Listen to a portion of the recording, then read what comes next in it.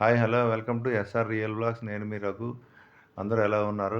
ఈరోజు నేను మీకు ఒక విశిష్టమైన మహిమగల అమ్మవారి ఆలయాన్ని గురించి చూపించబోతున్నాను ఫ్రెండ్స్.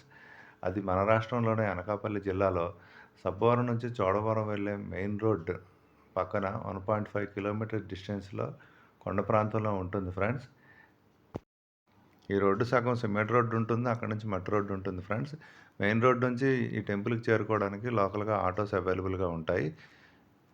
మనకి పార్కింగ్ కూడా బాగా డెవలప్ చేశారు. ఇండివిజువల్‌గా కార్స్‌లో వచ్చిన, బైక్స్‌లో వచ్చిన ఈ ఏరియాలో వెహికల్స్ అన్నీ పెట్టుకోవచ్చు. ఇప్పుడు మీరు చూస్తున్నదే అమ్మవారి ఆరాధనా పీఠం ఫ్రెండ్స్.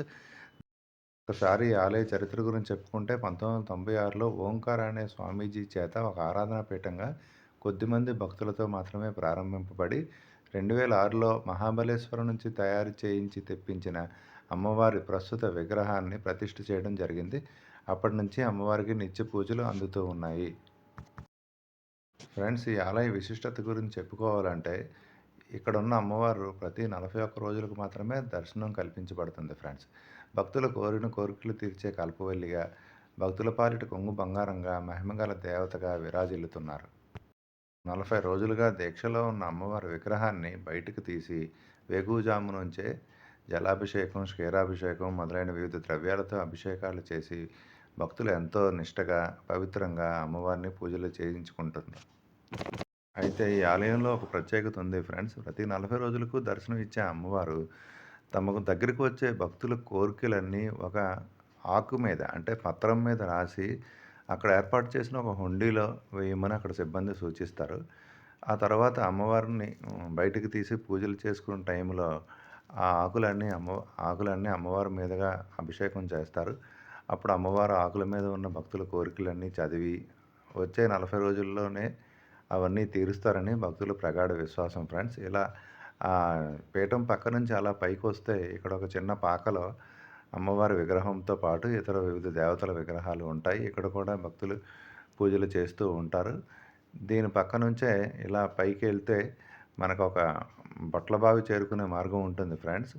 అది మరేదో కాదు, మన వరాహ లక్ష్మీ నరసింహస్వామి వారు త్రేతాయుగంలో ఈ భూమి మీద సంచరించేటప్పుడు అతని కాలి బొటన వేలు పడి ఈ గొయ్యి ఏర్పడి ఇందులో నీరు ఉంటుందని భక్తుల విశ్వాసం. ఈ నీరు పవిత్రమైన జలంగా భావిస్తారు.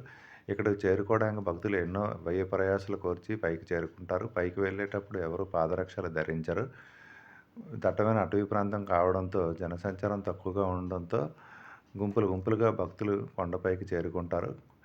ఎంతో ఆవేశపడి, ఆయాసపడి పైకి చేరుకున్న భక్తులకు పైకి చేరుకొని ఆ బొట్ల బావిని చూడగానే తీవ్ర ఉపశమనాన్ని పొందుతారు. అంతేకాకుండా ఇక్కడ నుంచి పైనుంచి చూస్తే మనం ఏ మార్గం గుండా పైకి వచ్చామో క్లియర్‌గా కనిపిస్తుంది ఫ్రెండ్స్. పార్కింగ్ ఏరియా, దేవాలయం పరిసరాలన్నీ కూడా ఇక్కడ నుంచి ఆహ్లాదకరంగా చూడడానికి అవుతుంది ఫ్రెండ్స్. ఇప్పటివరకు వీడియోలో చూసిన కంటెంట్ మీకు నచ్చితే ప్లీజ్ ఛానల్ని సపోర్ట్ చేయండి ఫ్రెండ్స్. ఎస్ఆర్ రియల్ వ్లాగ్స్ ఛానల్ని లైక్ చేయండి, షేర్ చేయండి, మీ ఫ్రెండ్స్ అండ్ ఫ్యామిలీ మెంబర్కి ఫార్వర్డ్ చేయండి. మొత్తానికైతే పైకి వచ్చేసాం ఫ్రెండ్స్. పైనుంచి వ్యూస్ చూస్తున్నారు కదా. కిందకి దేవుడు ఆలయానికి వచ్చే భక్తుల్లో చాలామంది పైకి రావడానికి ఇబ్బంది పడతారు ఫ్రెండ్స్. ఓన్లీ యంగ్ పీపులే పైకి చేరుకోగలరు. ఎందుకంటే ఒక 5 to 600 ఫీట్ హైట్లో ఉంటుంది ఫ్రెండ్స్. మీరు చూస్తున్నది ఈ బొట్ల బావి.